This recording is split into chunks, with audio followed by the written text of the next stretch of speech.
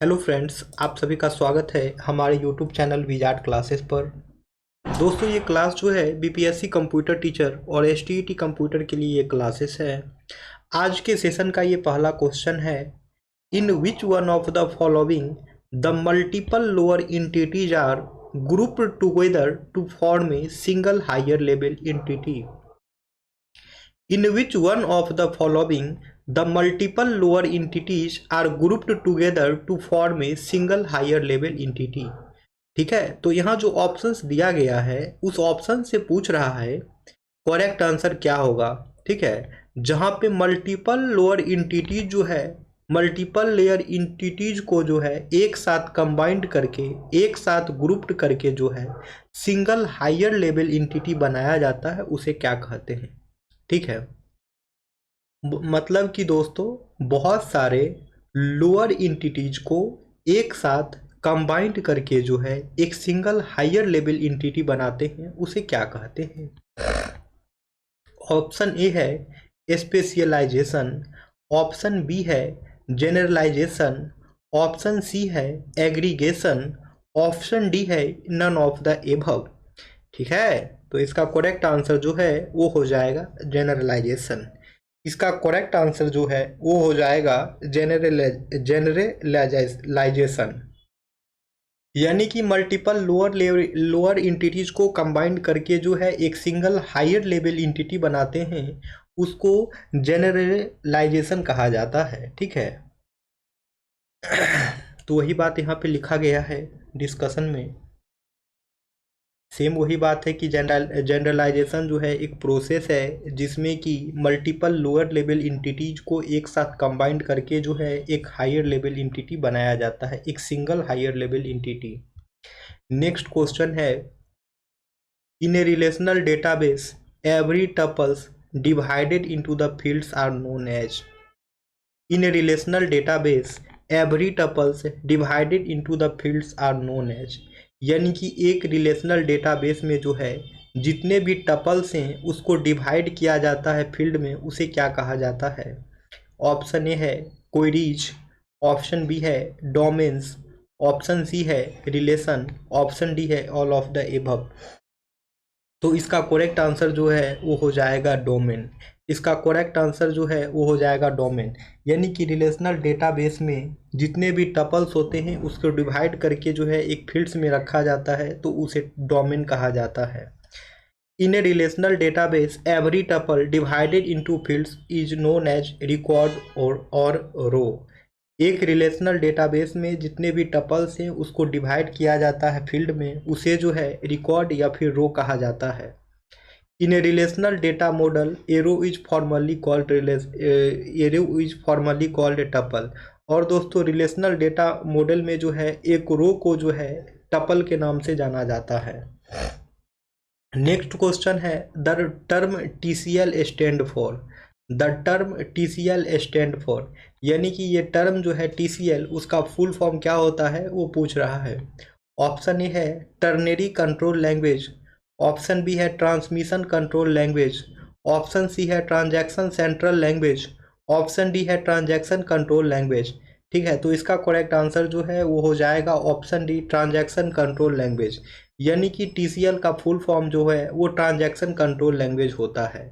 यानी कि ये जो टर्म टीसीएल है इसका फुल फॉर्म जो है ट्रांजैक्शन कंट्रोल लैंग्वेज होता है। ठीक है, तो TCL stand for transaction control language. TCL का फुल फॉर्म जो है ट्रांजैक्शन कंट्रोल लैंग्वेज होता है। It is a set of commands use to manage and control transaction in a database to mention consistency. और TCL जो है एक commands का, एक SQL कमांड्स का ही टाइप है, और इसका काम जो है ट्रांजैक्शन को मैनेज और कंट्रोल करना होता है डेटाबेस में, ताकि जो है कंसिस्टेंसी कंटिन्यू मेंशन रहे। TCL commands also helps user manage changes made by DML command। और TCL कमांड जो है यूजर्स को और भी हेल्प करता है कि DML कमांड के द्वारा जो भी चेंजेस किए गए हैं उसको मैनेज करने का काम भी जो है TCL कमांड करता है। नेक्स्ट क्वेश्चन है, in the relational table which of the following can also be represented by the term attribute. In the relational table which of the following can also be represented by the term attribute. यानी कि relational table में जो है इन सब में से, ये options में से कौन से ऑप्शंस को जो है एट्रीब्यूट के नाम से भी जो है रिप्रेजेंट किया जाता है। ऑप्शन ए है इंटिटी, ऑप्शन बी है रो, ऑप्शन सी है कॉलम, ऑप्शन डी है बोथ बी एंड सी। इसका करेक्ट आंसर जो है वो हो जाएगा कॉलम। इसका करेक्ट आंसर जो है वो हो जाएगा कॉलम। यानी कि रिलेशनल टेबल में जो है एट्रीब्यूट को हम लोग कॉलम के नाम से भी जानते हैं। यानी कि रिलेशनल टेबल में जो है एट्रीब्यूट को हम लोग कॉलम के नाम से भी जानते हैं। इसका डिस्कशन देख लिया जाए दोस्तों। In a relational table the term column can also be represented by the term attribute. यानी कि रिलेशनल टेबल में जो है कॉलम को ही जो है हम लोग एट्रीब्यूट के नाम से भी जानते हैं। In a relational database a table is like a spreadsheet with columns representing attributes and rows representing records और टपल। तो रिलेशनल डेटाबेस में एक टेबल जो है वो एक स्प्रेडशीट होता है जिसमें रोज और कॉलम दोनों होते हैं। कॉलम जो है एट्रीब्यूट को रिप्रेजेंट करता है और रो जो है वो रिकॉर्ड्स या फिर टपल को रिप्रेजेंट करता है। Each attribute specifies data type. जितने भी एट्रीब्यूट होते हैं वो डेटा टाइप को स्पेसिफाई करता है। And each record contains the value of that data type. और जितने भी रिकॉर्ड होते हैं उस डेटा टाइप के वैल्यू को कॉन्टेन करता है। अब क्वेश्चन है which of the following refers to the number of attributes in a relation. Which of the following refers to the number of attributes in a relation. ठीक है, तो इनमें से कौन सा जो है वो रिलेशनल टेबल में जो है RDBMS में जो है, ठीक है, रिप्रेजेंट करता है number of attributes. Number of attributes को जो है कौन रिप्रेजेंट करता है। ऑप्शन ए है डिग्री, ऑप्शन बी है रो, ऑप्शन सी है कॉलम, ऑप्शन डी है ऑल ऑफ द एबव। तो इसका करेक्ट आंसर जो है वो हो जाएगा डिग्री। इसका करेक्ट हो जाएगा आंसर डिग्री। ठीक है, यानी कि नंबर ऑफ एट्रीब्यूट को जो है वो रिप्रेजेंट करता है डिग्री। नंबर ऑफ एट्रीब्यूट को जो है वो रिप्रेजेंट करता है डिग्री। ठीक है फ्रेंड्स, तो यहाँ पे डिस्कशन है the number of attributes in a relation is called it's degree. ठीक है, the number of attributes in a relation is called it's degree. यानी कि नंबर ऑफ एट्रीब्यूट्स जो होते हैं रिलेशनल डेटाबेस में उसे डिग्री कहा जाता है। रिलेशनल डेटाबेस में जो है जो नंबर ऑफ एट्रीब्यूट होते हैं उसे डिग्री कहा जाता है। और degree is also known as arity. और डिग्री को जो है एरिटी के नाम से जानते हैं। और डिग्री को जो है दोस्तों एरिटी के नाम से जानते हैं। In a relation the number of tuples is called its cardinality.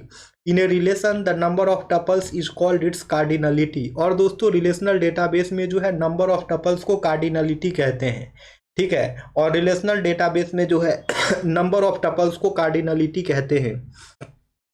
N attribute is a property और फीचर ऑफ एन इंटिटी। एक एट्रीब्यूट जो होता है वो इंटिटी का प्रॉपर्टी और फीचर होता है।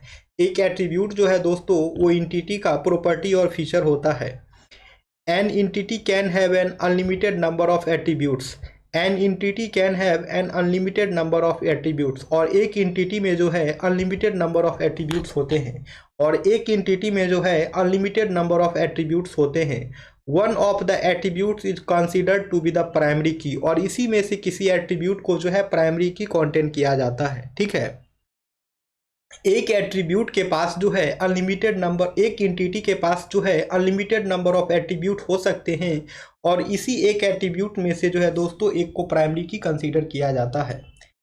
ठीक है दोस्तों, ये क्वेश्चन जो है वो आप लोगों का होमवर्क रहा। ठीक है, क्वेश्चन हम एक बार पढ़ देते हैं। Which of the following is used in the application program to request data from the data management system. ठीक है, which of the following is used in the application program to request data from the data management system. तो इसमें से जो है किसका use करके जो है, इसमें से कौन जो है वो एप्लीकेशन प्रोग्राम है जिसका यूज करके जो है डेटाबेस मैनेजमेंट सिस्टम से डेटा रिक्वेस्ट किया जाता है। ठीक है, इनमें से कौन सा वो एप्लीकेशन प्रोग्राम है जिसका यूज करके जो है डेटाबेस मैनेजमेंट सिस्टम में डेटा रिक्वेस्ट किया जाता है। ठीक है, तो ये पूछ रहा है। ऑप्शन ए है data manipulation language, option B है data definition language, option C है data control language, option D है ऑल ऑफ द एबव। ठीक है दोस्तों, तो ये क्वेश्चन आप लोगों का होमवर्क रहा। आप लोग इसका आंसर कमेंट सेक्शन में करें। ठीक है फ्रेंड्स, हम लोग नेक्स्ट सेशन में आते हैं तो इस क्वेश्चन को डिस्कस करेंगे, उसके बाद आगे बढ़ेंगे। लेकिन आप लोग होमवर्क कंप्लीट करने की कोशिश अवश्य करें। और जो भी लोग नए हैं चैनल पे, चैनल को सब्सक्राइब अवश्य कर ले ताकि आने वाले वीडियो का नोटिफिकेशन जो है आप सभी को मिलता रहे। Okay friends, thank you everyone. और सभी लोग वीडियो को लाइक भी करें।